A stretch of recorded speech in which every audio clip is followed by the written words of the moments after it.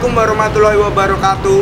Kami dari kelompok 1 Hukum Perbankan kelas B yang beranggotakan saya Rio Adnan, sebelah saya Anis Elawati, dan saya Aidina Nursanita, saya Rahmatika Damayanti, saya Dianita Eka-Arianti, saya Krina Widya Kusuma, yang akan menyampaikan materi tentang Badan Usaha dan Pendirian Bank. Silahkan menyaksikan.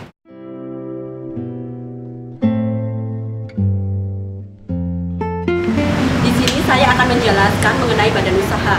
Perusahaan adalah wadah usaha yang memiliki bentuk dalam menjalankan kegiatan perekonomian. Badan usaha yang maksud mempunyai bentuk hukum tertentu seperti CV, PT, firma, atau persekutuan dagang.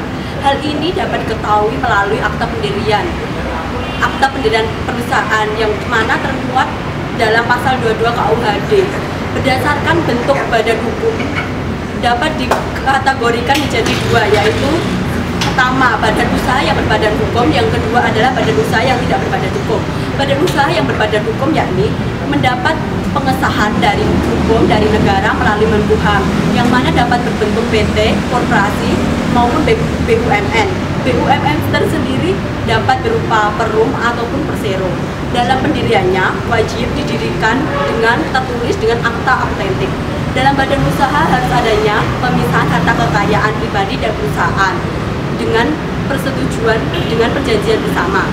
Adanya pemisahan harta kekayaan dimaksudkan untuk mempermudah pembukuan serta untuk mempermudah beban tanggung jawab kepada pihak ketiga. Adapun badan usaha yang berbadan hukum meliputi PT maupun BUMN. Yang pertama, PT, badan hukum yang merupakan persekutuan modal yang didirikan berdasarkan perjanjian modal besar yang seluruhnya terbagi dalam bentuk saham. Dalam anggaran dasar memiliki ketentuan minimal modal dasar yang termuat dalam Undang-Undang Nomor 40 Tahun 2007. Modal dasar sejumlah 50 juta dan dalam pendirian bank harus memiliki modal minimal 100 miliar. Yang kedua adalah BUMN, adalah badan usaha modal seluruhnya atau sebagian yang dimiliki oleh negara melalui penyertaan secara langsung yang merupakan dari kekayaan negara yang dipisahkan. BUMN tersendiri diatur dalam Undang-Undang Nomor 19 Tahun 2003. Adapun bentuk BUMN yang mana meliputi persero dan perum. Persero adalah BUMN yang berbentuk perseroan yang modalnya terbagi dalam saham yang seluruhnya ataupun sebagian dimiliki oleh negara yang mana minimal 51%. Sedangkan yang kedua adalah perum. Perum adalah BUMN yang seluruhnya modalnya dimiliki oleh negara guna untuk manfaat kepentingan umum.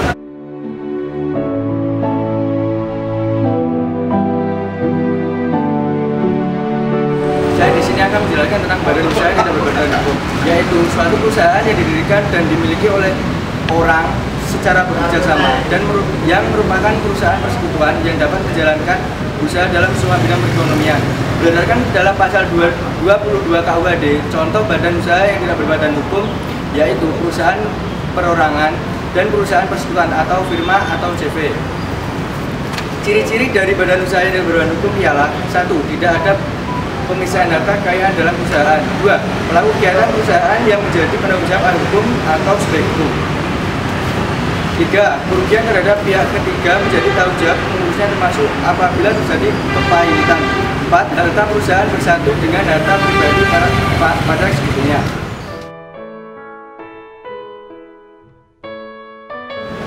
Di sini saya akan menyampaikan tentang Bank Mandiri. Bank Mandiri sendiri berdiri tahun 1998 yang merupakan gabungan dari 4 bank pemerintah, yaitu yang pertama Bank Pembangunan Indonesia, Bank Budidaya Daerah, yang ketiga Bank Ekspor Impor Indonesia, yang keempat Bank Dagang Negara. Bank Mandiri sendiri memiliki 2 program, yaitu yang pertama program pembelajaran usaha mikro dan program kesejahteraan setelah pensiun. Bank Mandiri sendiri mempunyai target, yaitu pada tahun 2020 Bank Mandiri mempunyai visi, yaitu menjadi salah satu bank yang naik kelas, bukan hanya menjadi salah satu bank yang terbesar di Indonesia, tetapi menjadi salah satu bank yang terbesar di Asia. Dan dalam menjalankan usahanya, Bank Mandiri juga menghasilkan produk-produk, yaitu ada dua. Yang pertama, produk non cash loan atau produk bukan pinjaman, dan produk cash loan.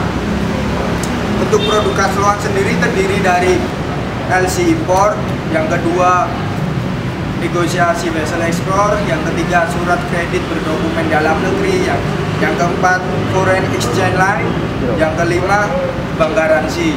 Dan untuk produk cash loan terdiri yaitu kredit bersama, kredit ketahanan pangan, kredit usaha kecil, kredit usaha kecil, kredit investasi, kredit usaha kecil, kredit modal, yang kelima kredit usaha kecil modal kerja kontrak, yang keenam channeling, yang kelima kredit dengan angsuran, yang ke-8 bunga, yang ke-9 kredit modal kerja, yang ke-10 kredit modal kerja revolving, yang ke-4 kredit modal kerja development, yang terakhir kredit modal kerja kontraktor.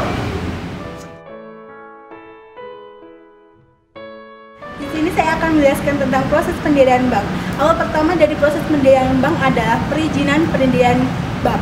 Diatur dalam pasal 16 sampai 20 Undang-Undang Nomor 10 Tahun 1998 tentang Perbankan. Disebutkan bahwa di Indonesia setiap pihak wajib terlebih dahulu memperoleh izin usaha baik bank umum maupun bank perkreditan rakyat dari pimpinan Bank Indonesia. Dalam memberikan izin usaha sebagai bank umum dan bank pengkreditan rakyat, Bank Indonesia memperhatikan beberapa aspek, diantaranya pemenuhan persyaratan tentang susunan organisasi dan kepengurusan, permodalan, kepemilikan, keahlian di bidang perbankan, kelayakan kerja, serta tingkat persaingan sehat antar bank, tingkat kejenuhan jumlah bank dalam suatu wilayah tertentu, dan pemerataan pembangunan ekonomi. Selanjutnya, yang dibahas dalam proses perizinan bank yaitu adalah bentuk hukum dari bank tersebut. Diatur dalam pasal 21 Undang-Undang Nomor 10 Tahun 1998 tentang Perbankan. Bentuk hukum bank umum dapat berupa perseroan terbatas, koperasi, dan perusahaan daerah. Sedangkan bentuk hukum bank pengkreditan rakyat dapat berupa perusahaan daerah, koperasi, perseroan terbatas, serta bentuk lain yang ditetapkan dengan peraturan pemerintah. Selanjutnya akan dibahas tentang kepemilikan bank. Dalam hal kepemilikan bank ini diatur dalam pasal 22 sampai dengan 28 Undang-Undang Nomor 10 Tahun 1998 tentang Perbankan. Dalam hal ini, bank dapat didirikan oleh warga negara Indonesia dan atau badan hukum Indonesia. Selain itu, dapat pula didirikan oleh warga negara Indonesia dan atau badan hukum Indonesia dengan warga negara asing dan atau badan hukum asing secara kemitraan. Selain itu, dalam proses pendirian bank ada pula dikenal dengan istilah merger, konsolidasi, dan akuisisi bank. Dalam hal ini diatur dalam Undang-Undang Nomor 1 Tahun 1995 tentang perseroan terbatas. Merger dalam hal ini merupakan penyatuan atau penggabungan dua perseroan atau lebih dengan cara mendirikan perseroan baru dan membubarkan perseroan lainnya. Sedangkan konsolidasi dalam hal ini penggabungan dua perseroan atau lebih dengan cara membentuk perseroan baru dan membubarkan perseroan yang bergabung tadi. Selain itu, ada pula akuisisi yang merupakan transaksi antara dua pihak atau lebih, di mana salah satu pihak sebagai pembeli dan menjadi pemilik dari sebagian atau seluruh aset pihak lain atau perusahaan lain. Selain itu, dikenal pula kepengurusan bank yang diatur dalam pasal 1 angka 22 Undang-Undang Nomor 10 Tahun 1998 tentang Perbankan, yang menyebutkan bahwa para pengurus bank diantaranya 1. Anggota Dewan Komisaris, pegawai, direksi atau kuasanya, pejabat atau karyawan bank. Kedua, anggota pengurus, pengawas, pengelola atau kuasanya, pejabat atau karyawan bank. Khusus bagi bank yang berbentuk hukum koperasi dengan peraturan perundang-undangan yang berlaku. Ketiga, pihak yang memberikan jasanya kepada bank. Serta keempat, pihak yang menurut penilaian Bank Indonesia turut serta mempengaruhi pengelolaan bank. Yang dibahas selanjutnya adalah kepengurusan tenaga asing pada bank. Diatur dalam pasal 39 Undang-Undang Nomor 10 Tahun 1998 tentang Perbankan yang menyebutkan syarat-syarat penggunaan tenaga asing pada bank, yaitu dalam hal bank pengkreditan rakyat dan bank umum, penggunaan tenaga asing dimaksudkan untuk bersifat sementara dan untuk jangka waktu tertentu, terbatas pada tenaga ahli, penasehat, dan konsultan. Selain itu, sesuai dengan kebutuhan bank yang bersangkutan. Dalam hal bank campuran dan bank cabang yang berkedudukan di luar negeri disesuaikan dengan sifat kepemilikan oleh asing dan program Indonesianisasi. Yang terakhir dari proses pendirian bank adalah permodalan bank.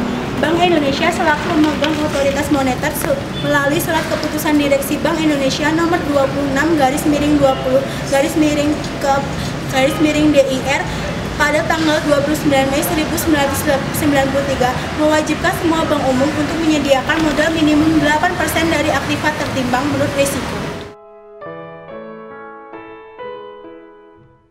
Proses pendirian Bank Mandiri. Sejarah keempat bank BBD, BDN, Exim, dan Bapindo tersebut bergabung menjadi Bank Mandiri. Keempat bank tersebut telah turut membentuk riwayat perkembangan dunia perbankan Indonesia dan masing-masing sudah memainkan peranan penting dalam membangun perekonomian di Indonesia.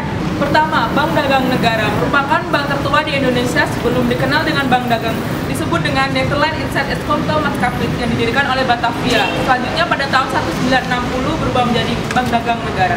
Yang kedua, Bank Bumi Daya, didirikan bermula dari nasionalisasi perusahaan Belanda menjadi Bank Umum Negara pada tahun 1959. Kemudian pada tahun 1965, Bank Umum Negara digabung ke Bank Negara Indonesia dan kemudian berganti nama menjadi Bank Negara Indonesia Unit 4. Yang ketiga, Bank Ekspor Impor atau juga disebut dengan Bank Exim, didirikan pada tahun 1842. Pada tahun 1995, perusahaan ini digabung dengan Bank Negara Indonesia menjadi Bank Negara Unit 2. Kemudian dipecah menjadi 2 unit, salah satu Bank Negara Indonesia Unit 2 Ekspor Impor dan kemudian menjadi Bank Exim dan kegiatannya dibiayai oleh pemerintah. Dan yang terakhir, Bank Pembangunan Indonesia, berdiri pada tahun 1951, berawal dari Bank Industri Negara atau disebut dengan BIN. Pasca penggabungan, Bank Mandiri dibentuk pada 2 Oktober 1998 dan selanjutnya diikuti dengan peluncuran single brand di seluruh jaringan melalui iklan promosi. Pada saat ini, infrastruktur teknologi informasi Bank Mandiri sudah mampu melakukan pengembangan e-channel dan produk retail dan time to market.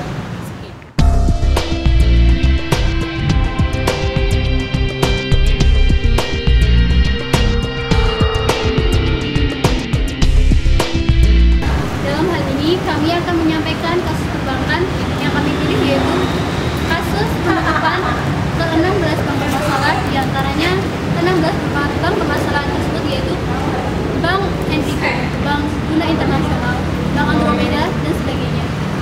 Pencabutan izin usaha karena bank bermasalah tersebut menimbulkan banyak sekali kritikan. Salah satu diantaranya yaitu Indonesia masih belum menerapkan program asuransi deposito, di mana akan menyebabkan penarikan dana yang sangat besar-besaran setelah itu. Akan tetapi program asuransi deposito itu hanya memberikan garansi secara terbatas. Artinya kalau terjadi penutupan maka deposan akan menerima kembali uang mereka hanya maksimal sebesar tertentu saja. Hal yang berkaitan dengan pelaksanaan pencabutan izin usaha yang pertama diantaranya yaitu penanganan bank bermasalah itu harus diselesaikan secara tuntas. Artinya, karena semakin tertundanya penyelesaian maka akan menimbulkan besarnya biaya. Yang kedua yaitu penutupan ini akan menimbulkan biaya yang sangat besar. Oleh karena itu diperlukan identifikasi masalah, penyelesaian program perbankan dan sebagainya. Yang ketiga yaitu dengan meningkatnya transparansi, ketentuan tentang disclosure dengan perbaikan pengawasan oleh pemerintahan akan menimbulkan efektivitas dalam penyelesaian perbankan yang bermasalah. Yang keempat yaitu sejarah penyelesaian bank bermasalah di negara-negara seperti Amerika Serikat akan menimbulkan biaya yang sangat besar. Oleh karena itu, biaya tersebut dibebankan kepada masyarakat melalui anggaran pemerintahan yang diperoleh dari pajak. Hal ini menimbulkan ketidakadilan yang diterapkan oleh pemerintah.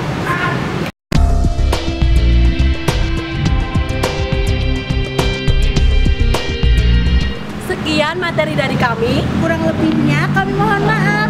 Kami dari kelompok 1 mengucapkan Terima kasih. Bila ada salah kata, kami mohon maaf ya.